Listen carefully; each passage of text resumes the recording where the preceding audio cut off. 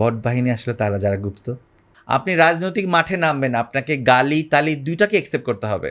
আওয়ামী লীগ যদি কখনো বাংলাদেশে ফেরত আসে সেটা অবশ্যই বিএনপির হাত ধরে আসবে, এটা লিখে রাখেন আজকে। আমার তো মনে হয় উনি শ্যাডো অফ প্রধানমন্ত্রী। উনি আদৌ প্রধানমন্ত্রী বাংলাদেশের? আমার তো মনে হয় না। কেউ তো একদিনে হাদি হতে পারবে না, এবং হাদি কখনোই সম্ভব না হওয়া। আমার হয় নিজে সুইসাইড করে মরে যাওয়া উচিত, আর না হয় আমারও সামনে যেয়ে মরে যাওয়া উচিত, রাস্তায় যেয়ে। তলে তলে আপনারা টেম্পু চালান, তাহলে তো হবে না, হবে?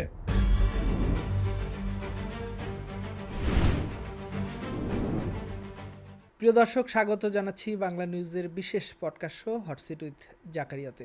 আজ আমাদের সঙ্গে এমন একজন আছেন যিনি বিজ্ঞাপন আর অভিনয়ের জগতে দীর্ঘদিনের পথচলায় তৈরি করেছেন নিজের আলাদা অবস্থান। কিন্তু সাম্প্রতিক সময়ে শিল্পী পরিচয়ের গণ্ডি পেরিয়ে তিনি কথা বলছেন সমাজ, রাজনীতি আর মানুষের অধিকারের পক্ষে। কখনো সমালোচিত, কখনো প্রশংসিত, তবু নিজের অবস্থান থেকে এক চুল নড়েননি। আমাদের সাথে আছেন অভিনেতা, মডেল এবং সময়ের আলোচিত সোশ্যাল ভয়েস আসাদুজ্জামান আসাদ। সব কিছু নিয়েই থাকবে সরাসরি এবং খোলামেলা আলোচনা। প্রশ্ন থাকবে কঠিন, উত্তর হতে হবে স্পষ্ট। চলুন শুরু করি আজকের hot seat with Zakaria. Asad ভাই, বাংলা নিউজে আপনাকে স্বাগত জানাচ্ছি। ধন্যবাদ আপনাকে। আসাদ, শুরুতেই একটু জানতে চাই রাজনীতি এবং আন্দোলন নিয়ে। আমরা দেখেছিলাম যে ২৪-এর গণঅভ্যুত্থানে ইনকিলাব মঞ্চের যারা নেতা ছিলেন তারা একেবারে সম্মুখ যোদ্ধা ছিলেন। কিন্তু সাম্প্রতিক সময়ে আমরা দেখছি যে ইনকিলাব মঞ্চ সেভাবে মাঠে নেই। ইনকিলাব মঞ্চের এই নিষ্ক্রিয়তার কারণ কি? ঢালাওভাবে এটা বলা যায় না। সব কিছুর জন্য আসলে সময় একটা বিচারকের ভূমিকা পালন করে। যেমন শহীদ শরীফ ওসমান হাদি ভাইয়ের শহীদ হওয়ার পর একটা বিশাল শূন্যতা তো তৈরি হয়েছে, এটা তো দৃশ্যমান। এখন শহীদ শরীফ ওসমান হাদি ভাইয়ের মতো অনেকেই ভাবছে আমরা সেই প্রজ্ঞা, আমরা সেই আদর্শ নিয়ে ফাইটটা করছি, কিন্তু আদৌ কি সেটা সম্ভব?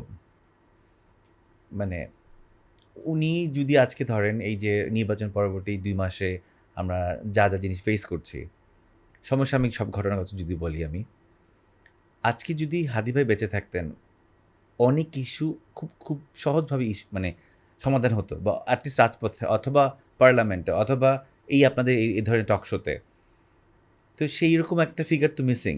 সময়ের সাথে সাথে আরও বুঝতে পারবে রিয়ালাইজেশনটা, ক্ষতিপূরণটা। তো আমরা আসলে এক্সপেকটেশন করি যে ইনকিলাব মঞ্চের অন্যান্য মেম্বাররা, আবদুল্লাহ জাভের, ঝুমা বা আমি একটা ফেজ, আমরা আমাদের মতো করে ফাইট করছি। দেখেন এর পরপর আসলো রমজান মাস, তারপর আসলো নির্বাচন। তো সব কিছু মিলিয়ে তো এক ধরনের ট্যাগিং তো ছিলই, যে আসলে হাদি ভাইয়ের হাদি হত্যার বিচারের কে নাম করে ওরা মব সৃষ্টি করছে, এরকম ট্যাগিং কিন্তু ছিল। সো আমরা রাষ্ট্রের প্রতি, নির্বাচনের প্রতি শ্রদ্ধাশীল হয়ে, দেশের জনগণের কাঙ্ক্ষিত নির্বাচনের প্রতি শ্রদ্ধাশীল হয়ে কিন্তু আমরা আমাদের মুভমেন্টটা আস্তে আস্তে মিনিমাইজ করে নিয়ে আসছি। কিন্তু আমরা কিন্তু এখন বলছি না যে আমরা এটা হত্যা বিচারটা চাই না। আমাদের সোশ্যাল অ্যাক্টিভিটিস বেড়েছে, আমাদের গণসংযোগ বিভিন্নভাবে বেড়েছে। এখন হাদি ভাই যেই স্পেসে খেলতো, যদি বলি রাজনৈতিক মাঠে বা সব কিছু নিয়ে যে কোনো ইস্যুতে উনি প্রেস কনফারেন্স করতো, সেগুলোতে কিছু তো ঘাটতি অবশ্যই দৃশ্যমান, সেটা আমি স্বীকার করছি। তার মানে আমরা বলতে পারি যে শহীদ ওসমান হাদির যে মৃত্যুর পরে নেতৃত্বে কোনো সংকট হয়েছে কিনা? না, নেতৃত্বের সংকট নাই, বিকজ এক ধরনের ট্রমাটাইজের মধ্যে দিয়ে প্রত্যেকে যেতে হয়েছে। সেই সাথে সাবস্ট্যান্সিয়ালকে টিকিয়ে রাখা, ল অ্যান্ড অর্ডারকে ফাইট করা সেটার সাথে, এবং মামলাটাকে ফাইট করা, এবং তখন ইন্টারিম গভর্নমেন্ট থেকে নতুন একটা গভর্নমেন্টের ট্রান্সফরমেশনে আসে, এই জার্নির মধ্যে সব কিছু মূল্যে সবাই তো আসলে এটার জন্য প্রস্তুত ছিল না। সো সময়ের সাথে সাথে প্রত্যেকের ম্যাচুরিটি আসবে, কেউ তো একদিনে হাদি হতে পারবে না, এবং হাদি কখনোই সম্ভব না হওয়া। সো আসলে আমরা খুব দ্রুত জাজ করে ফেলি যে এটা হচ্ছে না, এভাবে হওয়া উচিত ছিল, কিন্তু এটা তো আসলে চলমান। এবং বাংলাদেশের মতো দেশে হাদি ভাইয়ের হত্যার বিচারটা খুব সহজেই যে হবে না, এটা তো আমরা বুঝতে পারছি, আপনিও বুঝতে পারছেন, কিন্তু তাই বলে আমরা তো কেউ বসে নাই, এটা তো করতেই হবে। আপনি বলছিলেন যে বিচারের কথা। আমরা কিন্তু দেখেছি যে যে শুটার ফয়সাল, তাকে কিন্তু ভারতে গ্রেপ্তার করা হয়েছে এবং সরকারের পক্ষ থেকে বলা হচ্ছে যে এই বন্দি বিনিময় যে চুক্তি রয়েছে সেটার আওতায় ফয়সালকে দেশে ফিরিয়ে আনা হবে। সর্বশেষ এই বিচারের অবস্থা কতদূর? আপনাদের অবস্থান কি? আপনারা কি আমাদের অবস্থান চাচ্ছেন? তো আমরা তো লাস্ট একটা প্রেস ব্রিফিং বলা হয়েছে যে বন্দি চুক্তি বিনিময়ের এটা গভর্নমেন্ট কি কোনো কিছু ক্লিয়ার করেছে এ পর্যন্ত? করে নাই। যে আমরা এই অনগোয়িং প্রসেসে আছি, আমাদের সাথে কথা হয়েছে ভারত সরকারের সাথে, কোনো কিছু ক্লিয়ার করেছে? করেনি। তো এই দায়বদ্ধতা এই মুহূর্তে যারা গভর্নমেন্টে আছে তাদের তো দায়বদ্ধতা, তাই না? তারা কি কোনো কিছু ক্লিয়ার করেছে? করেনি। ধরা পড়েছে, বিভিন্ন গণমাধ্যমে দেখতে পাচ্ছি, এবং খুবই হাস্যকর কিছু দৃশ্য। একজন খুনি আসামিকে মিনিমাম দড়ি না বেঁধে হ্যান্ডকাপ নিয়ে সে হেঁটে হেঁটে যাচ্ছে। এগুলোই বা কতটা গ্রহণযোগ্যতা পায় মানে সাধারণ মানুষের কাছে? কিন্তু এই যে ধরেন তারেক রহমান সরকার ক্ষমতায় আসার পরে যে অল্প কয়েকদিনের মধ্যেই যে ফয়সালকে গ্রেপ্তার করা হলো ভারতকে, এটা কি এই সরকারের আন্তরিকতা বা সফলতা হিসেবে আপনি দেখবেন কিনা? আন্তরিকতার কোনো দৃশ্যমান আমার কাছে মনে হয়নি। আইন তার নিজস্ব গতিতে চলবে। আর সফলতা তো মানে জাস্ট ধরা পড়েছে, এটাকে সফলতা কিছু নাই। দেশে ফিরিয়ে আনুক, আইনে সোপর্দ করুক, চলমান প্রক্রিয়াকে একদম প্রেস ব্রিফিং করে জানানো উচিত জনগণকে। তারপরে ল অ্যান্ড অর্ডারের মতো করে চলবে। তারপর জনগণ জানতে থাকবে যে হিয়ারিং কবে হচ্ছে, মামলা কতদিনের শুনানি হচ্ছে। সব কিছু তো মানে পরিষ্কার করা উচিত জনগণের কাছে। তখন যে আমরা বলতে পারি যে না, আন্তরিকতা। আন্তরিকতা কোথায়? আর আরেকটি বিষয় যদি যেহেতু ওসমান হাদিকে নিয়ে কথা হচ্ছে, শহীদ ওসমান হাদিকে নিয়ে কথা হচ্ছে। তারকে যখন শ্যুট করা হলো, তার শ্যুট করার কিছুক্ষণের মধ্যেই একজন বর্ষীয়ান রাজনীতিবিদকে লক্ষ্য করে যে তিনি এই কাজটা করিয়েছেন বা প্রত্যক্ষভাবে তিনি এটার সাথে জড়িত। এই যে এক ধরনের কথা সামাজিক যোগাযোগ মাধ্যমে ছড়ানো হলো, এটাকে আপনি কিভাবে দেখছেন? এটা কি ছড়ানো হলো নাকি এটা আসলে মানুষের বিলিফ থেকে মানুষ বলেছে? একটা জিনিস ছড়ানো, একটা যে একটা প্রোপাগান্ডা বা একটা সোশ্যাল মিডিয়া এক ধরনের না, যেটাকে অনেকে স্ট্যাটাসও দিয়েছিলেন একেবারেই। হ্যাঁ, দিয়েছে। এটা এখন জনগণ থেকে যেই সন্দেহটা বা যেই তীরটা ছুঁড়ে মারা এটা হয়েছে, যদি স্পেসিফিক আমরা জনগণ না ধরেন যে একটা নির্দিষ্ট পক্ষের কয়েকজন শীর্ষ নেতা এই কাজটা করেছে, স্ট্যাটাস দিয়েছে ফেসবুকে, এবং এরপরই কিন্তু আসলে সেটা চারদিকে ছড়িয়ে পড়ে। সেটার জন্য কি যথেষ্ট কারণ মানে শুধু একজন বাংলাদেশী মানুষ হিসাবে বলেন বা সাধারণ রাজনীতিবিদ হিসাবে বলেন, সেটার কি মানে আপনার কাছে কি মনে হচ্ছে সেই এলিগেশনটা কি খুব ভুল কিছু ছিল? একই আসনে না, ২ জন। তথ্য প্রমাণ ছাড়া একজনকে এলিগেশন দেওয়াটা একেবারেই সঠিক কিছুও না। উনি তো নিজে তো কোনো রকম এটা নিয়ে কোনো আত্মপ্রকাশ সমর্থন কোনো রকম স্টেটমেন্ট দেয়নি। উনি চুপ ছিল। আপনি যদি আমাকে চোর বলেন, আমাকে খুনি বলেন, আমাকে সন্ত্রাসী বলেন, চাঁদাবাজি বলেন, আমারও তো নিজস্ব একটা কোনো সে থাকা উচিত। আমার তো এটা ক্লিয়ার করা উচিত। উনি তো তখনও পর্যন্ত সুস্থ ছিল। মানে তখনও পর্যন্ত উনি সুস্থ ছিল। আপনার কি কোনো স্টেটমেন্ট পেয়েছেন? আমি তো অন্তত পাইনি। না, উনি মনে হয় বলেছিলেন যে ওসমান হাদি আমার ছেলের বয়সী, এই টাইপের কিছু কথা বলেছিলেন। এত সুন্দর করে উনি কখনো কথা বলতো ওসমান হাদিকে নিয়ে? কি জানি, তাহলে আমি দুর্ভাগ্য যে আমি শুনতে পাইনি।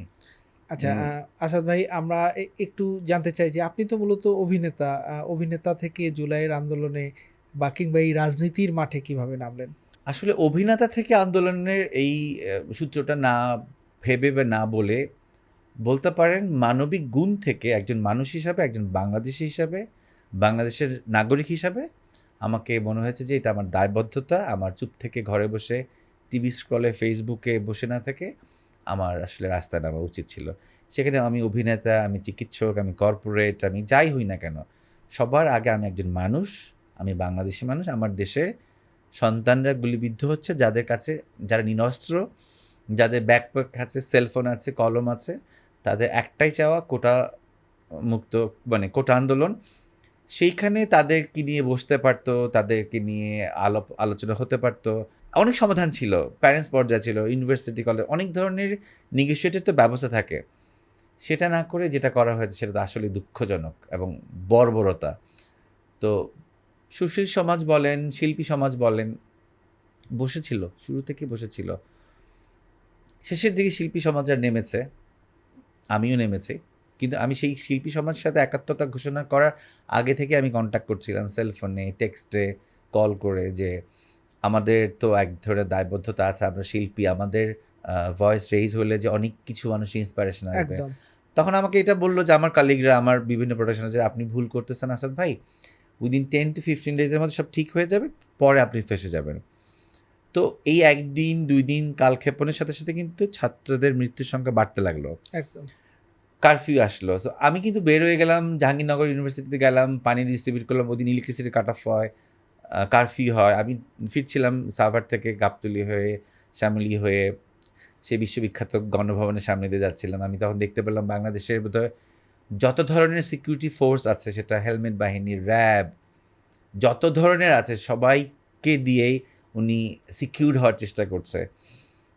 আসলে জনগণ যখন ক্ষেপে যায়, জনগণ যখন নেমে যায়, মায়েরা যখন নেমে যায়, বোনেরা যখন নেমে যায়, তখন আসলে সে যত বড় পাওয়ারফুল হোক না কেন, তার পতন অনিবার্য। সেটাই আমরা দেখতে পারলাম 5th অগাস্টে। আমার কাছে মনে হয়েছে যে কাপুরুষের মতো ঘরে বসে টিভি দেখা, কফি খাওয়া আর টেক্সট ফোনে আপডেট নেওয়া, মানে এটা আসলে আমার কাছে কাপুরুষ মনে হয়েছে। আমার কাছে মনে হচ্ছে আমার একাত্মতা ঘোষণা করা হচ্ছে, আমি নেমেই গেছি। রাজপথের কোন দৃশ্যটা আপনাকে সবচেয়ে বেশি আলোড়িত করেছে বা আপনার হৃদয়কে স্পর্শ করেছে যে না আর বসে থাকা যাবে না, আমার মাঠে নামতে হবে? অনেকগুলো আসলে, মানে ওই আমি যদি 24শে জুলাইতে ব্যাক করি, আমি আপনাকে কোনো একটা ঘটনা বললে অন্য ঘটনাকে খাটো করা হবে। আমি যদি বলি নাফিজের কথা, আমি যদি মানে আমরা তো স্লোগানে বলি যে শেষ হয়নি যুদ্ধ, আবু সাইদ মুগ্ধ। মানে কোনো ২টা নাম, কোনো আমরা যেমন কথা বলতে গেলে ১টা ২টা নাম রিপিটেডলি হয়। এটা আসলে ইনটেনশনালি হয় না, আমরা হয়তো বললে অভ্যস্ততার কারণে হয়। কিন্তু আমাকে কি শুধু মুগ্ধই কষ্ট দিয়েছে, মুগ্ধর গুলিবিদ্ধ বা আবু সাইদের? না, আমাকে সবারটাই কষ্ট দিয়েছে। আমার রিয়া গোপেরটা কষ্ট দিয়েছে, আমার ইয়ামিনেরটা কষ্ট দিয়েছে, আমার নাফিজেরটা কষ্ট দিয়েছে। সব মানে আমি যদি বলি অনেকগুলা জিনিস অ্যাকুমুলেট করে আমাকে মনে হয়েছে যে আমার হয় নিজে সুইসাইড করে মরে যাওয়া উচিত, আর না হয় আমারও সামনে যেয়ে মরে যাওয়া উচিত, রাস্তায় যেয়ে। সো কোনটা বেছে নিব? কাওয়ার্ডের মতো সুইসাইড করব, নাকি আসলে ওদের সামনে যেয়ে একাত্মতা ঘোষণা করব? যেহেতু আমি ইয়াং না, আমি 50, কিন্তু আমার কাছে মনে হয়েছে যে জীবনে এইরকম একটা সুযোগে যদি আমি মানে নিজেকে একাত্মতা করার চান্সটা মিস করি, তাহলে আমি আমার কাছে ছোট হয়ে যাব। আমি এটা করতে চাইনি যে না, আমি আমার কাছে ছোট হব না। আসাদ ভাই, আপনি কিংবা বাঁধন আপা কিংবা চমক বা এরকম অনেক তারকাই কিন্তু রাজপথে নেমেছেন। আবার আমরা এমনও দেখেছি যে অনেক তারকারা একদম এফডিসির সামনে দাঁড়িয়ে মানববন্ধন করেছে এবং এই যে মানুষের ক্ষোভের আগুন, এই আগুন তো আসলে ধ্বংসাত্মক না বলে আমরা যদি বলি যে দীর্ঘ 17 বছরের যে পুঞ্জীবিত ক্ষোভ, এই ক্ষোভের আগুন নিয়ে তারা কিন্তু নানা মায়া কান্না কেঁদেছেন অনেক তারকাই। তাদেরকে কি বলবেন? সত্যি কথা বলতে শিল্পী সমাজ এখন কলুষিত। এটা মানে আকাশে থুতু দিলে নিজের গায়ে পড়ে, বাট কিছু করার নাই। Truth always truth. একদিকে বাচ্চারা মারা যাচ্ছে, আরেকদিকে শিল্পীরা যে বিটিপি স্থাপনায় আগুন দেখার দেখে ওদের চোখের কুমিরের চোখের জল, এবং বাচ্চাদেরকে গরম জল ঢালতে বলতেছে। যে আপনি যদি সত্যি মানে বারবার শিল্পী সমাজ, শিল্পী বলে যে ট্যাগিংটা, সবার আগে তো সে মানুষ। আর আমরা বিশ্বাস করি শিল্পী সমাজ বা যে একজন শিল্পী, সে সবচেয়ে সেন্সিটিভ একটা মানুষ। বিকজ তার কান্না, আনন্দ সব কিছু সে লালন করতে পারে, ধারণ করতে পারে। তো সেই মানুষটা অর্থের যোগান বন্ধ হবে, ল্যাভিশ লাইফ মিস হবে, টেন্ডারবাজি, সিন্ডিকেটগুলো সব ছুটে যাবে হাত থেকে। এগুলাকে মাথায় রেখে অন্যায়কে সাপোর্ট দিয়ে তাদের কাতারে দাঁড় করানো, সবাইকে তো মরতে হবে, রাইট? সো তারা নিজেদের বিবেকের কাছে নিজেরাই প্রশ্নবিদ্ধ এখনও, যদিও তারা এখনও মনে করে যে তারা যা করেছে তার ঠিক করেছে, কিন্তু সময় একটা সঠিক অ্যান্সার দেয় সবসময়। আমি মনে করি যারা এই ধরনের কাজ করে এখনও মানে অনুশোচনা নাই, সরি ফিল নাই, তাদের জন্য আসলে আমার ধিক্কার, ধিক্কার, শুধুই ধিক্কার। আমি তাদেরকে শিল্পী মনে করি না, তাদেরকে আমি মনে করি যে এক একটা সময়ে সমাজে কিছু কিছু মানুষ আসে, স্বার্থন্বেষী বলা যেতে পারে। সেটা খুবই ছোট ওয়ার্ড। আমার কাছে মনে হয় যে শিল্পী সমাজের অনেক দায়বদ্ধতা। শুধু ক্যামেরায় নাটক, সিনেমা, গান করে আমি চলে আসলাম, যেই মানুষগুলো আমাকে দেখে স্বপ্ন তৈরি করে, যেই জেনজিরা ইউটিউবের কন্টেন্ট দেখে কখনো কখনো সেলফি তুলতে চায়, সেই মানুষটার কাছে আমি অনেক বেশি দায়বদ্ধতা। আমি এমন কোনো কাজ করব না যাতে করে ওরা ইন্সপায়ারেশন হয় নেগেটিভভাবে। সো মানে এই ধরনের একটা সময় তো আমরা শিল্পীরা, যারা সিনিয়র শিল্পীরা ছিল, তাদের এক একটা কথাকে কোট করে আমরা আমাদের জীবনে অনেক কিছু প্ল্যান করেছি। তো ওই রকম দৃষ্টি স্থাপন কেন এখন করতে পারে না? কেন আমাকে চিন্তা করতে হবে আমি 2টা সিনেমা করে আমাকে একটা ফ্ল্যাট বুকিং দিতে হবে? কেন আমাকে একটা প্লট বুকিংয়ের কথা চিন্তা করতে হবে? কেন আমাকে চিন্তা করতে হবে 6 মাসের মাথায় আমার একটা এসি গাড়ি থাকবে, একটা সিডান থাকবে? কেন আমাকে এগুলো করতে হবে? কেন আমার নিজের আর্নিংয়ে করতে হবে না? কেন আমাকে পলিটিক্যালি ছত্রছায়া থেকে কেন নিতে হবে এগুলা? কেন? এই গ্রিডিনেসটা কবে বন্ধ হবে শিল্পী সমাজ থেকে? দরকার নাই তো।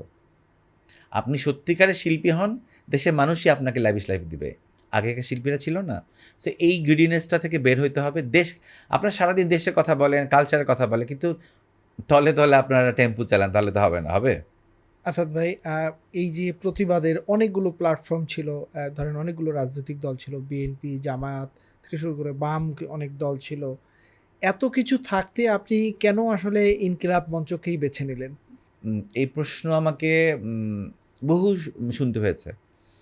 আ আমরা তো আসলে লেবাসে বিশ্বাসী। কথাটা কেন বলছি আমি আপনাকে একটু ক্লিয়ার করি। 5th অগাস্টের পর সম্ভবত 12 অথবা 11ই অগাস্ট আমি আমার ফ্যামিলির মেম্বারকে মানে আমার বোনকে নিয়ে রিক্সায় ঘুরতে বেরোই। ঢাকা ইউনিভার্সিটি, শহীদ মিনার, মল চত্বর, পায়রা চত্বর এগুলো ঘুরছিলাম। তো হঠাৎ করে পায়রা চত্বর দেখলাম ছোট একটা স্টেজের মধ্যে কি যেন একটা মানে একটা প্রোগ্রাম হচ্ছে। তো আমি আমার বোনকে বললাম, "আমরা একটু বসি না, কি যেন একটা প্রোগ্রাম হচ্ছে।"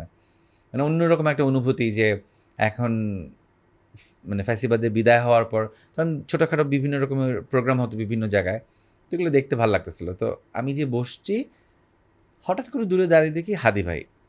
হাদি ভাইকে আমি ইউটিউবের ওনার আন্দোলনের কনটেন্ট দেখে চিনি। উনি আমাকে আমার অ্যাক্টিভিটিসগুলো দেখে উনি আমাকে আলাদা চেনেন। কিন্তু আমরা ফিজিক্যালি কখনো কাউকে মিট করিনি। এটা হচ্ছে ৫ আগস্টের পরের ঘটনা। ৫ আগস্টের পরের ঘটনা। সম্ভবত ১১ বা ১২ তারিখের ১-২ দিন আগে পরে হতে হবে। এক্সাক্ট ডেটটা আমার এখন ভুল হতে পারে। তা আমি হঠাৎ করে আমার বোনকে বললাম যে, ওই যে হাদি ভাই, উনি চা খাচ্ছিলেন, কথা বলতেছিলেন। হঠাৎ করে উনি আমাকে বলল, আসাদ ভাই। তো আমি ভেবেছি যে ডানে বামে কোনো অন্য আসাদ ভাই কথা বলতেছে। উনি আমাকেই যে ডাকতেছে এটা বুঝতে পারি না। তো আমি তাকাচ্ছিলাম। উনি বলল, আসাদ ভাই আমি আপনাকে বলছি, বসেন একটু। তো উনি এসে আমাকে বলল যে, আ এখন যিনি কথা বলছেন উনি হচ্ছে শহীদ আনাজের বাবা। তো আমি খুব খুশি হব ওনার বক্তব্যের পরে আপনি একটু কিছু কথা বলবেন। আমি আপনাকে পেয়েছি। আমি আসলে খুবই সারপ্রাইজ যে আপনাকে আমি খুঁজতেছিলাম। আমি কোনো না কোনোভাবে আপনার নাম্বার নিয়ে আমি আপনাকে এর মধ্যে আমি ম্যানেজ করতাম। বাট লাকিলি পেয়ে গেলাম। কিন্তু আমার একটা ফ্যামিলি ইস্যু কারণে ওদিন আমি স্টেটমেন্টটা দিতে পারি, আমি চলে যাই। তো বাসায় যে ওনাকে টেক্সট করি যে সরি চলে আসতে হলো। উনি হাদিয়া অডিও নোট পাঠাতো। টেক্সট কম করত। হ্যাঁ, উনি খুব অডিও সাংবাদিকদেরও নোট পাঠাতো। খুব অডিও নোট ভয়েস পাঠাতো। মেসেজ তো পাঠাতো। বললাম, অসুবিধা নেই আসাদ ভাই, খুব তাড়াতাড়ি বলতেছিল যে আমাদের ভেরি সুন দেখা হবে। কোনো ব্যাপার না। বাচ্চা ঠিক আছে? ওনার বাচ্চাটা একটু সিক ছিল।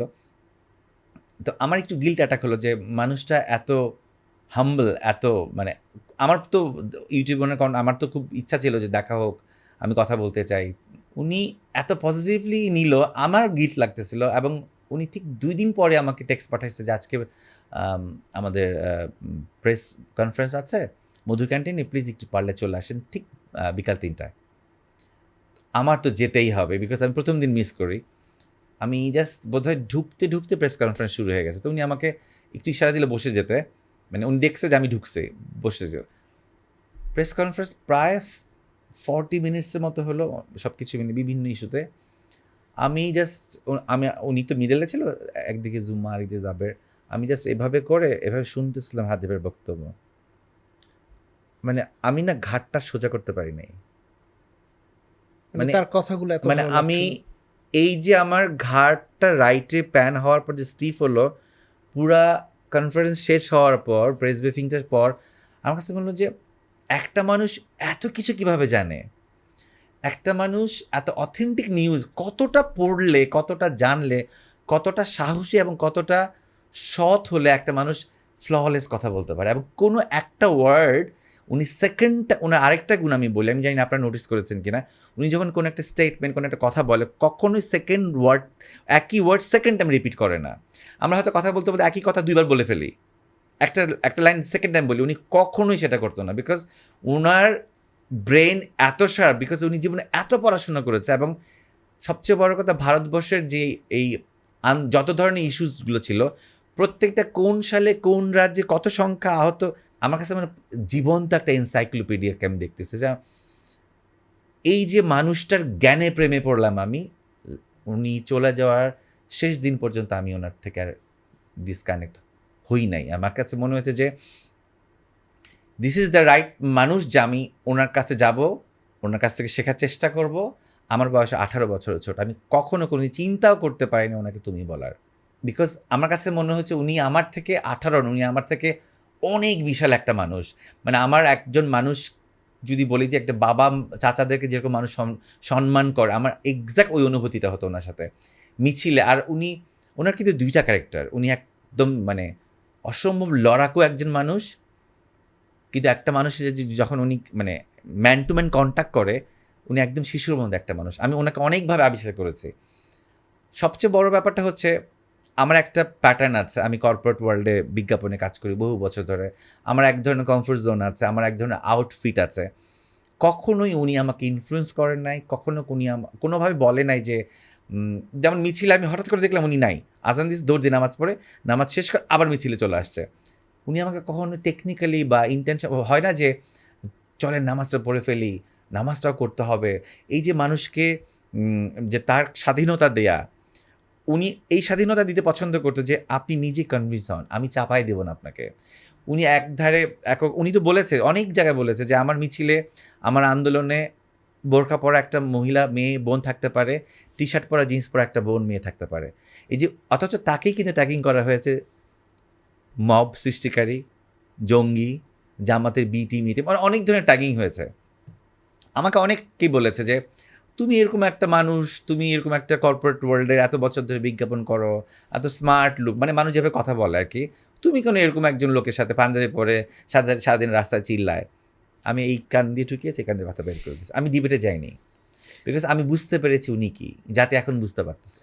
আসাদ ভাই, আমরা হাদি ভাইকে নিয়ে কথা বলছিলাম। হাদি ভাই ঢাকা 8 আসনে নির্বাচন করার কথা ছিল, এবং আমরা একটা জিনিস আমরা দেখেছি যে হাদি ভাই একদিন নির্বাচনী প্রচারণায় গিয়েছিলেন, সম্ভবত নির্বাচনী প্রচারণা না, এমনি তার যে ক্যাজুয়াল ওয়াকে, তো তার গায়ে ময়লা পানি ফেলা হয়েছে, তো উনি কিন্তু কোনো রিয়্যাক্ট করেন নাই। এবং এই হাদি ভাইয়ের আসনেই আমরা দেখেছি যে আরেকজনকে পরবর্তীতে নির্বাচন করেছেন, যাকে ইনকিলাব মঞ্চ সহ জামাত সবাই সমর্থন করেছেন, তিনি হচ্ছেন নাসির উদ্দিন পাটোয়ারি। নাসির উদ্দিন পাটোয়ারিকে নিয়ে নানা ধরনের কথা আছে, এর মধ্যে যেই কথাটা রাজনৈতিকভাবে কোড যদি বলি, অনেকে তাকে বেয়াদব বলেন। তার বলেন যে তিনি বিভিন্ন ধরনের কথা বলেন, বিশেষ করে আমরা যদি দেখি যে মির্জা আব্বাসকে নিয়ে তিনি উত্ত্যক্তও করতেন। এবং সর্বশেষ মির্জা আব্বাস যখন চিকিৎসাধীন আছেন, যখন বাইরে, দেশের বাইরে, তখন তিনি উমরা হজে গিয়েও একটি পাঞ্চিং বলে তিনি কিন্তু বলছিলেন যে এটা মির্জা আব্বাস বলে ঘুষি দিয়েছিলেন। তো এই যে মানে পাটোয়ারির, নাসিরুদ্দিন পাটোয়ারির এই আচরণ, কিংবা এই যে পলিটিক্যালি এই ধরনের অ্যাপ্রোচ, এটাকে আপনি একজন ইনকিলাব মঞ্চের কর্মী হিসেবে কিভাবে দেখেন? এটা ইনকিলাব মঞ্চের কর্মী হিসাবে, একজন সাধারণ মানুষ হিসাবে যদি আমি বিশ্লেষণ করতে চাই, যদিও আমার বিশ্লেষণ করার কোনো অধিকার নাই, এটা নাসিরুদ্দিন পাটোয়ারির তার ব্যক্তিগত মতাদর্শ, তার ব্যক্তিগত উপস্থাপনা। তবে আমি মনে করি মানুষের অ্যাকসেপ্টেন্স বাড়ানো উচিত। আমরা একই ফরম্যাটে অনেক বছর রাজনীতি প্র্যাকটিস দেখে আসতেছি, সংসদে গালিগালাজ, রাজপথে গালিগালাজ। নাসিরুদ্দিন পাটোয়ারিকে বেয়াদব বলা হয়েছে, এর স্পেসিফিক কী কারণ আছে আমাকে বলেন? ও কি কখনো মানে মানে বেয়াদবির সংজ্ঞাটা কি আসলে? ও উইটি স্যাটায়ার অনেক কিছু হাসতে হাসতে বলে ফেলে, এটা ওর ফরম্যাট। আমি মনে করি এটা ওর ফরম্যাট। ক্রিটিক অনেকভাবে হয়, রেগে যেয়ে হয়, গালি দিয়ে হয়, লজিক থ্রো করে হয়। ও স্যাটায়ার কমেডি করে হেসে হেসে অনেক কথা বলে ফেলতে পারে, এটা ওর গুণ। আমাদেরকে এই সমালোচনাটা নিতে হবে। রাজনৈতিক চর্চার অনেক ধরনের ফরম্যাট এখন নতুন করে এসছে।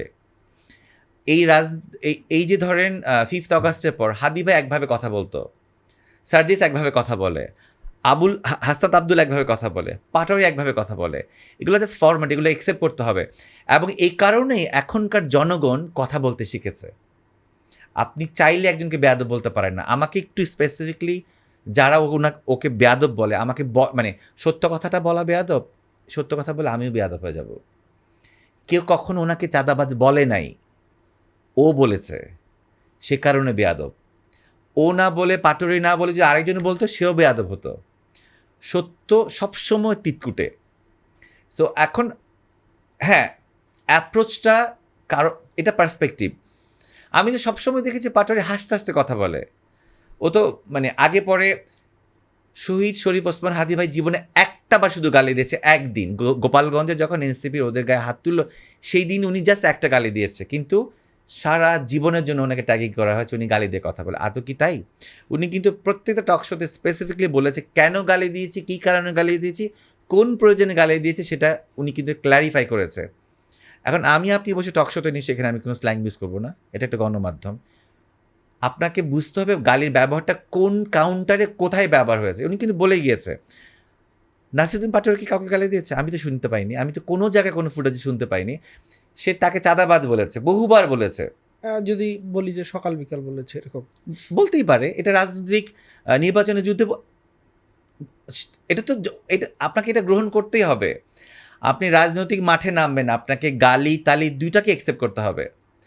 নাসিরুদ্দিন পাটোয়ারিকে আপনারা বা সোশ্যাল মিডিয়া বা মিডিয়া এক ধরনের কোট আনকোট করে বলছে সে বেয়াদব, সে এইভাবে কথা বলে। নাসিরুদ্দিন পাটোয়ারির জনপ্রিয়তা আপনি দেখতে পেয়েছেন? এই যে বাচ্চারা, আমি নিজে যখন ঈদের নামাজ পড়ে বের হই, 7 থেকে 8 বছর একজন শিশু, অবশ্যই সে শিশু, ভিড়ের মধ্যে ওর জাস্ট আঙ্গুলটা টাচ করতে পেরেছে, বলে যে আমি ওর আঙ্গুল ধরতে পারছি। আমার কাছে এটা অনেক বড় কিছু।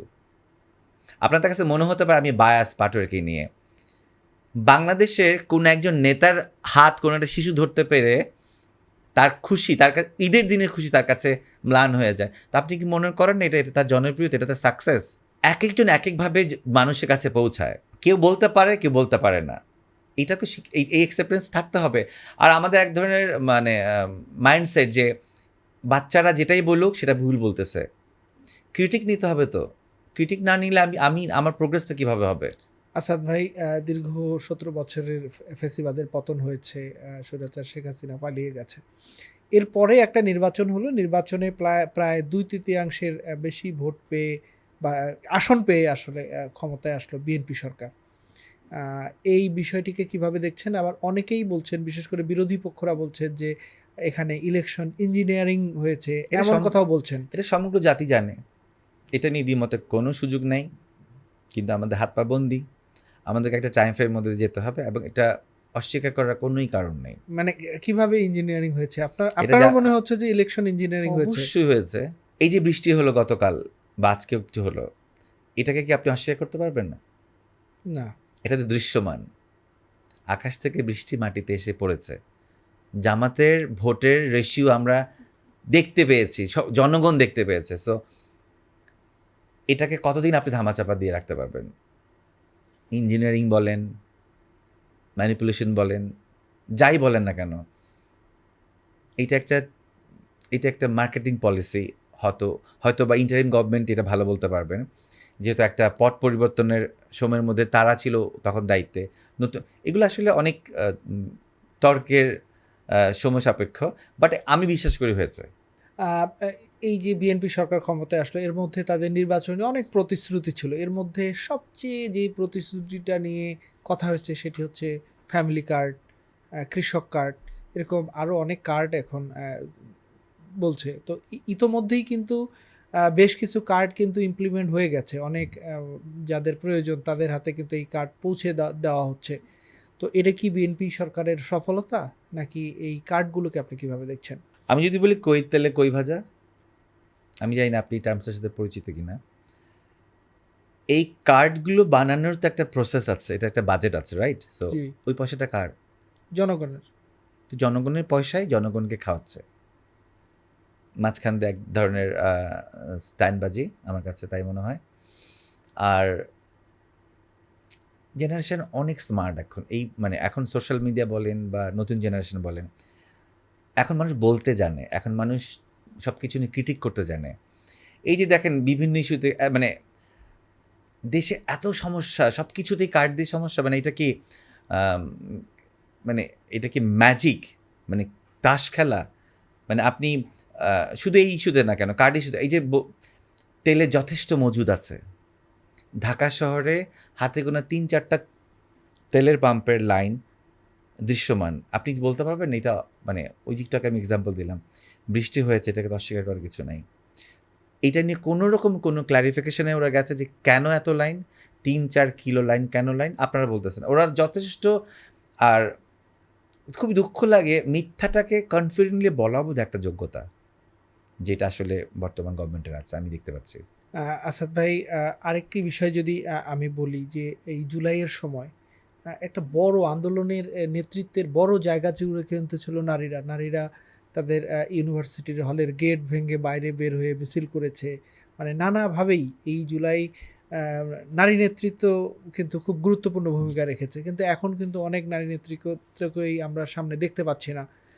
এবং এই নারীদের একটা বড় অংশের অভিযোগ হচ্ছে যে তাদেরকে নানাভাবে আসলে সামাজিক যোগাযোগ মাধ্যমে বিশেষ করে তাদেরকে শেমিং করা হয়, তাদেরকে বুলিং করা হয়, তাদেরকে দমিয়ে রাখার যে একটা চেষ্টা, সামাজিক যোগাযোগ মাধ্যমে হয়রানি করে, অপতথ্য ছড়িয়ে দিয়ে, এআই ছবি ব্যবহার করে, এই বিষয়গুলোকে কিভাবে দেখেন?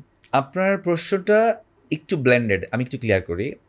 যারা বডি শেমিং বা বুলিং, সেটা কিন্তু ওভারঅল অনেক ধরনের শ্রেণী পেশাজীবী নারীদেরকে নিয়ে হচ্ছে।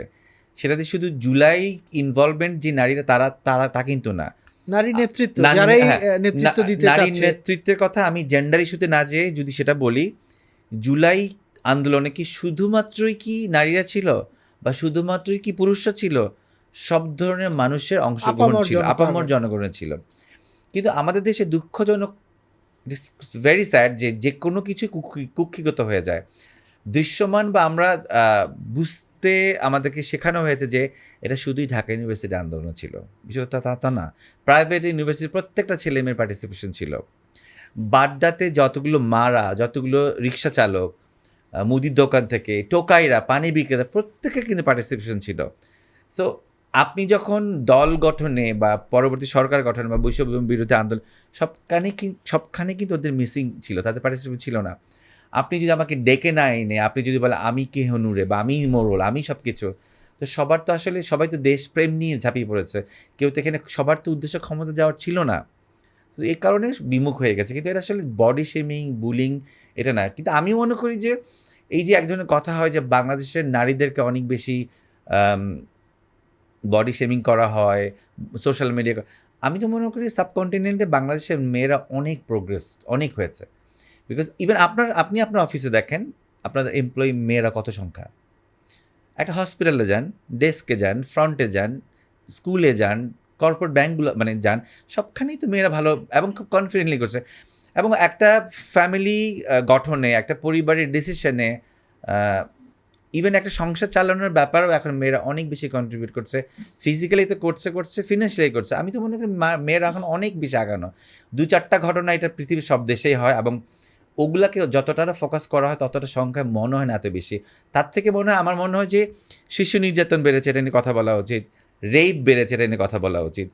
কিন্তু মেয়েদের স্বাধীনতা অনেক বেশি। এখন আপনি কয়েকটা কয়েকজন সুশীল সমাজ বা সুশীল নারীদের কথা বলে, তারা এক ধরনের গ্রুপিং করে, তারা বিভিন্ন লাউঞ্জে বসে, বিভিন্ন সোকল গুলশান বনের পার্টিতে বসে নারী নেতৃত্ব নিয়ে কথা বলে, তারা নিজেরাই আসলে নিজেদেরকেই বিশ্বাস করে কিনা নারী, এটা নিয়ে আমার সন্দেহ আছে। সো তারা না কোনো রিলিজিয়াসে বিশ্বাস করে, তারা না কোনো হিউম্যানিটি বিশ্বাস করে, তারা না কোনো পতাকায় বিশ্বাস করে, তারা এক ধরনের নিজের ওন ওয়ার্ল্ডে তারা সাস্টেন করে। সো তাদের কথায় বলে যদি বলেন না নারী নেতৃত্বে ওরা অনেক পিছিয়ে আছে, এটা আসলে সমাজে এক ধরনের বৈষম্য ক্রিয়েট করা। নারীরা যথেষ্ট ভালোই আছে আমার কাছে মনে হয়। আমরা এখন অনেক শ্রদ্ধাশীল। বিচ্ছিন্ন কয়েকটা ঘটনা, আমি বেশি ওয়ারিড শিশু নির্যাতন বেড়েছে, এটা নিয়ে আমার মনে হয় কাজ করা উচিত। আসাদ ভাই, আপনার নিজেরও একটি ছবি, বিশেষ করে ঢাকা বিশ্ববিদ্যালয়ের মোনামি ম্যাডামের সঙ্গে একটা ছবি কিন্তু ভাইরাল হয়। এটাও কিন্তু নানা ক্যাপশনে নানাভাবে এটা নিয়ে কথা হয়। এটা কি এই ছবিটার রহস্য কি, আর এইটাকে কিভাবে দেখছেন? ছবিটার রহস্য কিছুই না, উই আর কাজিন। আমরা চাঁদ রাতে একটা মেহেদি উৎসবে আমরা সবাই ফ্যামিলির সব বাচ্চা কাচ্চা সব মিলে যাই। উনি ঢাকা ইউনিভার্সিটির ডাকসু নির্বাচন উনি ভোকাল ছিলেন, তখন কোনো একটা স্টেটমেন্ট থেকে ওনার এক ধরনের, মানে সেটাও যদি বলি সস্তা কথা, ভাইরাল। আমাকেও এখন সোশ্যাল মিডিয়া সবাই জানে। সো এটা আসলে লুফে নেওয়া, সেটা বট বাহিনী বলেন বা যারা আসলে আমাদেরকে পছন্দ করে না, এখন সত্যই মিথ্যাই। সো আমাকে আর ওকে নিয়ে অনেক ধরনের নোংরামি চেষ্টা করা হয়েছে প্রায় 1 সপ্তাহ। বা তাতে কী লাভ হয়েছে? আমার কিছু মানে কী হবে এগুলো করে বলেন? মানুষ তো বুঝতে পারে, রাইট? সেই নোংরামি আসলে নোংরামিটা নোংরামির জায়গায় থেকে যায়। কিছু লাভ হয় না আসলে, আমার মনে হয়। আমার কিছু যায় আসে না আসলে। আপনি একটা শব্দ ব্যবহার করলেন যে বট বাহিনী। এই বট বাহিনী আসলে কারা? বট বাহিনী আসলে তারা যারা গুপ্ত। আর গুপ্তই কারা? গুপ্ত হচ্ছে আমি আপনি, কিন্তু ধরাছোঁয়ার বাইরে। মানে যারা পরিচয় গোপন করে। পরিচয় গোপন করে এবং যারা বিভিন্ন জায়গায় বিভিন্ন রূপে আবির্ভূত হয় আসলে। তাদের নিজস্ব কোনো রং নাই, নিজস্ব কোনো চরিত্র নাই, নিজস্ব কোনো ধর্ম নাই, নিজস্ব কোনো এথিক্স নাই, তারা কোনো দলের না।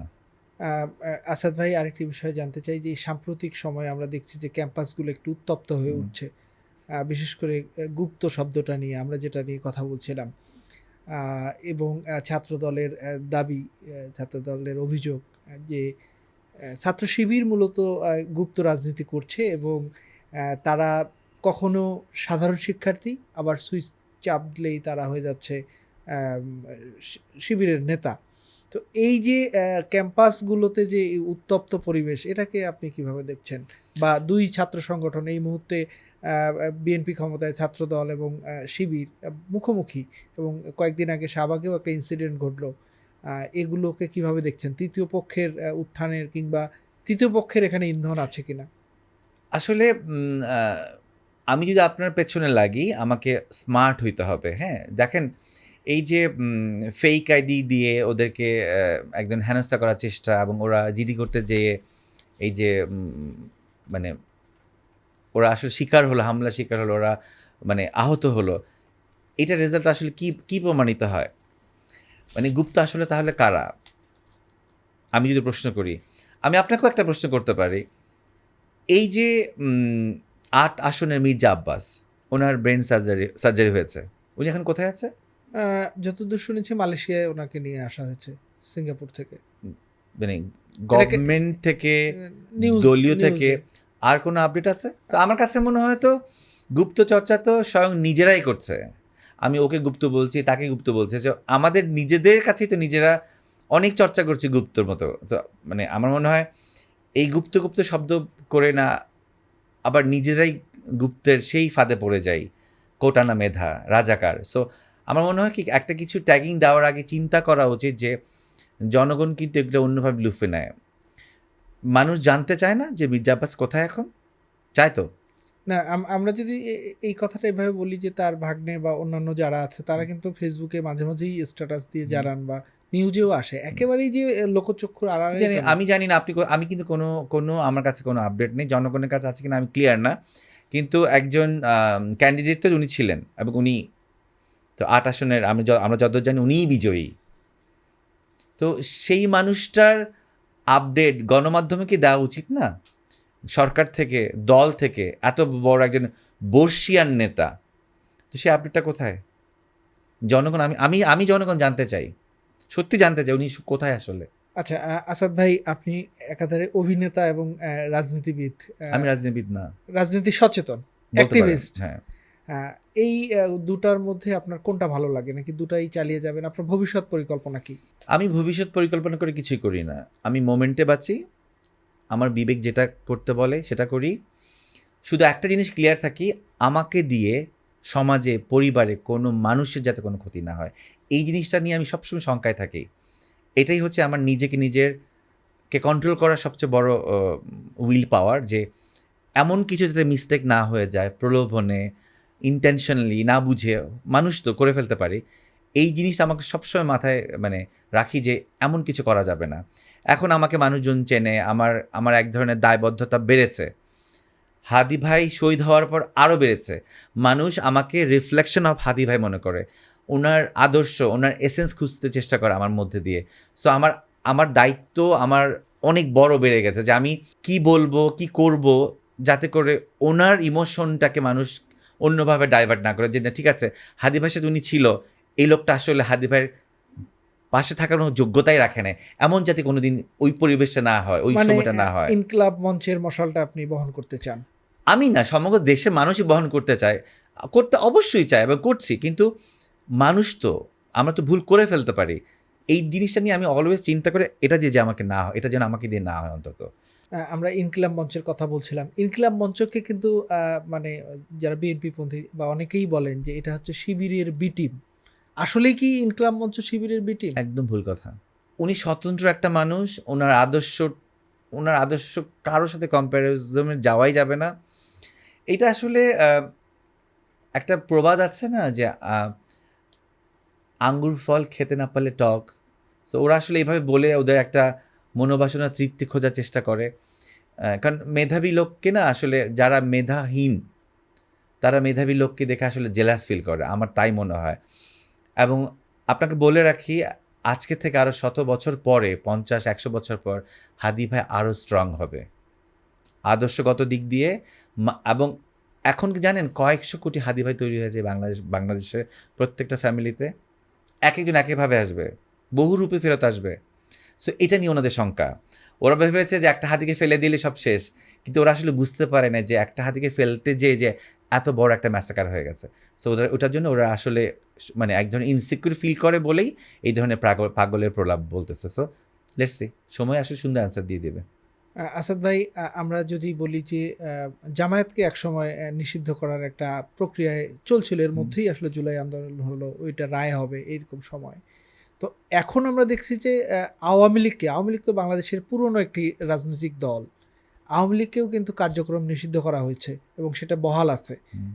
এই যে নিষিদ্ধকরণ, এটা কি মানে এটা কি আওয়ামী লীগের কখনো কি ব্যাক আসার কোনো চান্স আছে কিনা, বা নিষিদ্ধ করে কি কোনো আদর্শকে দমায় রাখা যায় কিনা? আওয়ামী লীগ ব্যাক আসার সম্ভাবনা আছে কিনা এটার মধ্যে সবচেয়ে ভালো উত্তর দিতে পারবে বিএনপি। যদি কখনো বাংলাদেশে হাদি ভাই যা বলে গেছে, উনি জীবিত অবস্থায় যা বলে গেছে, নির্বাচন পরবর্তী কী কী হবে প্রত্যেকটা ঘটনা হচ্ছে একদম জাস্ট জাস্ট পাজল মিলায় না বাচ্চারা, একদম মিলে যাচ্ছে সব ঘটনা। সো বিএনপি মানে আওয়ামী লীগ যদি কখনো বাংলাদেশে ফেরত আসে সেটা অবশ্যই বিএনপির হাত ধরে আসবে। এটা লিখে রাখেন আজকে, তারিখ দিয়ে আমরা সাইনটা দিয়ে মানে রাখছি। কিভাবে একটু যদি বলেন, মানে পাজেলগুলো যে মিলছে কিভাবে একটু যদি বলেন। এইটা তো আমার অ্যান্সার করার কথা না, এটা তো বিএনপির করার কথা। পাজল যারা মিলাচ্ছে আন্ডার দ্য টেবিল তারাই ভালো জানবে। না হলে আজকে এখন মানিক মেহবিনেতে ওদের মিছিল কিভাবে হয়, না হলে প্রত্যেক আসামি ছাড়া কিভাবে পায়, ক্ষমতা কারা আছে, আমি, আপনি। সো পাজল কেন মিলবে না? আচ্ছা, আমি একেবারে শেষের দিকে যেতে চাই। আসাদ ভাই, বর্তমান প্রধানমন্ত্রী তারেক রহমানকে আপনি কিভাবে মূল্যায়ন করবেন? তার যে নির্বাচনের আগের কমিটমেন্ট, রাজনৈতিক দলগুলোর সঙ্গে তার যে আচরণ, কূটনৈতিক আচরণ, শিষ্টাচার, তিনি সঠিক সময়ে অফিস করছেন, নানা কারণে কিন্তু তার পজিটিভ দিকগুলোও সামনে আসছে। আপনি তারেক রহমানকে কিভাবে মূল্যায়ন করবেন? ব্যক্তি তারেক রহমানকে নাকি প্রধানমন্ত্রী তারেক রহমানকে? দুটোই। আচ্ছা, ব্যক্তি তারেক রহমানকে যদি মূল্যায়ন করতে যাই, শহীদ রাষ্ট্রপতি জিয়াউর রহমান, বেগম খালেদা জিয়ার সন্তান, যথেষ্ট সোভার, ভদ্র, মিষ্টিভাষী, মানুষকে সম্মান দিয়ে কথা বলে। আর যদি বলি প্রধানমন্ত্রী তারেক জিয়া, আমার সন্দেহ উনি প্রধানমন্ত্রী। আমার তো মনে হয় উনি শ্যাডো অফ প্রধানমন্ত্রী। উনি আদৌ প্রধানমন্ত্রী বাংলাদেশের? আমার তো মনে হয় না। তাহলে প্রধানমন্ত্রীকে? উনি প্রক্সি দিচ্ছে আমার মনে হয়। উনি অনেক সময় হয় না যে মঞ্চ নাটকে কোনো একটা আর্টিস্ট ফেসে গেলে আরেকজন ক্যারেক্টার দাঁড়িয়ে যায়, উনি প্রক্সি দিচ্ছে আমার মনে হয়। আমরা যেই প্রধানমন্ত্রীকে দেখতে পাচ্ছি উনি কি আদৌ সেই প্রধানমন্ত্রী? আমার মনে হয়, আমার এই কথাটা শুনে অনেকের মনে হয় আসলেই কি উনি প্রধানমন্ত্রী? কেন উনি জাস্ট পারফরমেন্স করে যাচ্ছে প্রধানমন্ত্রীর আসনে বসে, প্রধানমন্ত্রীর ওথ নিয়ে। প্রধানমন্ত্রী হয়তো অন্য কেউ। আমি যদি বলি প্রধানমন্ত্রী শিলং ফেরত সালাউদ্দিন, আমরা তো সামনে তাকেই মনে হয়। বা উনি স্বরাষ্ট্রমন্ত্রী, উনি সব, উনি অলরাউন্ডার, উনি সচিন তেন্ডুলকার, উনি সাকিব আল হাসান বাংলাদেশের। কিন্তু বিএনপি যারা করেন, তারা তা বলেন যে সালাউদ্দিনকে সামলাতেই পুরো জামায়াত জোটের যারা আছেন বা এনসিপি, তারা হিমশিম খাচ্ছে।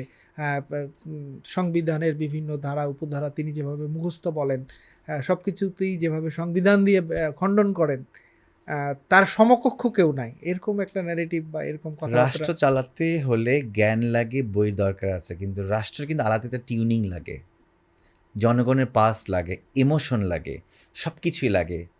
একবার বললেন না উনি যে ইমোশন দিয়ে পার্লামেন্ট চলে না। তাহলে এই আন্দোলনটা আমি কেন রাস্তায় নেমেছি? আমার যদি কোনো ইমোশন না থাকতো, আরও শত শত বাচ্চা মরে যেত, আমার কিছুই যায় আসে না। আমি ব্ল্যাক কফি খাবো বসে বসে, আমার কিছু যায় আসে না। তাহলে কি আমি রাস্তায় নামতাম? কেন নেমেছে? আমার ইমোশন ছিল। ওই আন্দোলনের জন্যই তো তারা যে ক্ষমতায়। সো ইমোশনের ভ্যালু নাই।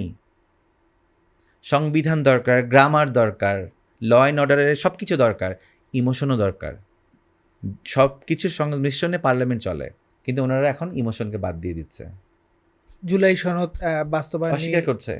জুলাই সনদ বাস্তবায়ন নিয়ে প্রধানমন্ত্রী থেকে পার্লামেন্ট শুরু করে সবাই বলছেন যে কিছুদিন আগে তারেক রহমানও বললেন যে জুলাই সনদের আমরা যে দক্ষিণ প্লাজায় যে জুলাই সনদে স্বাক্ষর করেছি তার প্রতিটি অক্ষর বিএনপি পালন করবে, ঠিক এভাবেই বলেছেন। কিন্তু আপনারা বলার চেষ্টা করছেন বা বলছেন যে বিএনপি জুলাই সনদ মানতে চাচ্ছে না। এটা কেন আসলে এই কথাটা বলছেন? খুব বাজে শোনাবে। মাঝি যখন নৌকা দিয়ে পার করে দেয়, মানে যাত্রী যখন নেমে যায়, তখন মাঝিকে আর কেউ মনে রাখে না। তোরা নৌকা পার হয়ে গেছে, তো তখন কি বলেছে, কয় পয়সা দিবে নদী পার হওয়ার পর, সব ভুলে গেছে। এটাকে বোধহয় বলে মোনাফেক। মানে আমি লাউড অ্যান্ড ক্লিয়ার বলছি, এটাকে মোনাফেক বলে। সো মোনাফেক কি করে বেশি দূর যাওয়া যায় না। আসাদ ভাই, আমরা একবার শেষ করব, তরুণ প্রজন্মের উদ্দেশ্যে আপনার কোনো বার্তা আছে কিনা? অনেক ব্রিলিয়ান্ট। আমি বাংলাদেশ তরুণদেরকে নিয়ে অনেক আশাবাদী। আমি রাস্তায় যত ইয়াং ছেলে মেয়ে দেখি, আমি তাকিয়ে থাকি, বিকজ আমার কাছে মনে হয় যে ভবিষ্যৎটা আরও সুন্দর হবে, কয়েকশো লক্ষ হাতি হবে, ব্রিলিয়ান্ট প্লেয়ার হবে, ব্রিলিয়ান্ট আইটি সেক্টরের স্টুডেন্ট বেরোবে, ব্রিলিয়ান্ট পারফর্মার হবে, এবং ওরা মাল্টিটাস্ক করতে পারে। একটা ছেলে মেয়ে আমার জেনারেশনে একটা হোমওয়ার্ক পাটিগণিত বীজগণিত করতে করতে আমার 2 ঘন্টা পার হয়েছে। ওরা অ্যাট এ টাইম কত কিছু করে ওরা। সো আমি আমার বাচ্চাদের নিয়ে অনেক বেশি প্রাউড। 2-1টা বাচ্চা হয়তো একটু ফ্রাস্ট্রেটেড হয়ে যায়, সেটা সংখ্যা খুবই নগণ্য, এবং এই দেশ অবশ্যই কোনো না কোনো একটা জায়গায় যাবে। শুধু যারা প্রবীণ, যারা আসলে বসটা ছাড়তে চায় না, তাদেরকে একটু মানে কম্প্রোমাইজ এবং স্যাক্রিফাইস হতো, যে তোমাদের জন্য এই চেয়ারটা, আসো বসো কথা বলি, তাহলে না ওরা আসলে আগাতে পারবে। আমাদের কাউকে ভাল লাগে না, আমাদের হাসনাতকে ভাল লাগে না, সার্জিসকে ভাল লাগে না, পাটোয়ারিকে ভাল লাগে না, এখান থেকে বের হইতে হবে। ওদের ভুল থাকতে পারে, ওদের অ্যাপ্রোচ রং হইতে পারে, বলো সুন্দর করে। আসাদ ভাই, আপনার যার সাথে আপনি রাজপথে আন্দোলন করেছেন, হাদি ভাইকে গুলি করে হত্যা করা হয়েছে, আপনার কি কখনো ভয় লাগে এরকম? মানে ভয়টা কি আপনার কাজ করে কিনা? কখনোই না, ওইটা কখনোই কাজ করে নাই। মানে আগে তো করে নাই, হাদি ভাই চলে যাওয়ার পর বলতে পারেন সাহসটা আরও বেড়ে গেছে। মানে আমি এত সাহসী কখনোই ছিলাম না, সাহসটা এখন মানে এখন আমার যদি বলেন আমার জীবনের সবচেয়ে বড় লোভ কোনটা, মানে এটা তো জীবনে সম্ভব না। আমি আরও 100 বার পৃথিবীতে, মানে যদিও আমি ওটা বিশ্বাস করি না, যেহেতু আমি মুসলিম পরিবার সন্তান, পুনর্জন্ম এইটা আমার বিশ্বাসের বাইরে, বিকজ আমি মুসলিম। একটা জিনিস আমাকে খুব মানে লোভে পড়েই থাকি, যে ওইরকম যাতে একটা জানাজা হয় আমার, অ্যাটলিস্ট মানে 2000-4000 লোক অন্তত যেন আমার জানাজা হয়। যে জীবনে মানুষ কত ফরচুনেট হইতে পারে, একটা মানুষের মানে কত, মানে আপনি টাকা পয়সা খ্যাতি এগুলো কিচ্ছু না। একটা মানুষের সাকসেস আমার কাছে মনে হয়, এটা আমার ফিলসফি, আপনার শেষ যাত্রায় কত মানুষ আপনার কাছে আসছে, আপনি জীবিত অবস্থায় মিছিলে, মিটিংয়ে, দাওয়াতে, আনন্দ উৎসবে, স্টেডিয়ামে খেলা দেখতে গিয়েছেন, সেটার থেকে আপনার যখন শেষ জার্নিটায় আপনার জানা যে কত মানুষ এসছে, এটাই আপনার বড় সাকসেস। বাংলাদেশ ইতিহাসে এত বড় জানাজা না আগে কখনো হয়েছে, না ভবিষ্যতে কখনো কারো হবে, আমি জানি না। সো আমি ওই একটা জিনিসের লোভ করি, সেটার জন্য গুলি আমার কাছে তুচ্ছ, আসলে তুচ্ছ। আসাদ ভাই, অসংখ্য ধন্যবাদ বাংলা নিউজ পডকাস্টে এতক্ষণ সময় দেওয়ার জন্য। ধন্যবাদ আপনাকে, ধন্যবাদ আপনাদের পুরো টিমকে। প্রিয় দর্শক, এই ছিল আজকের হট সিট উইথ জাকারিয়া। এতক্ষণ ধরে আমাদের সঙ্গে ছিলেন রাজনৈতিক আলোচক, অ্যাক্টিভিস্ট এবং অভিনেতা আসাদুজ্জামান আসাদ। আবারও হাজির হব নতুন কোনো দিনে, নতুন কোনো অতিথিকে নিয়ে। ততক্ষণ পর্যন্ত ভালো থাকুন, সুস্থ থাকুন এবং বাংলা নিউজের সঙ্গেই থাকুন।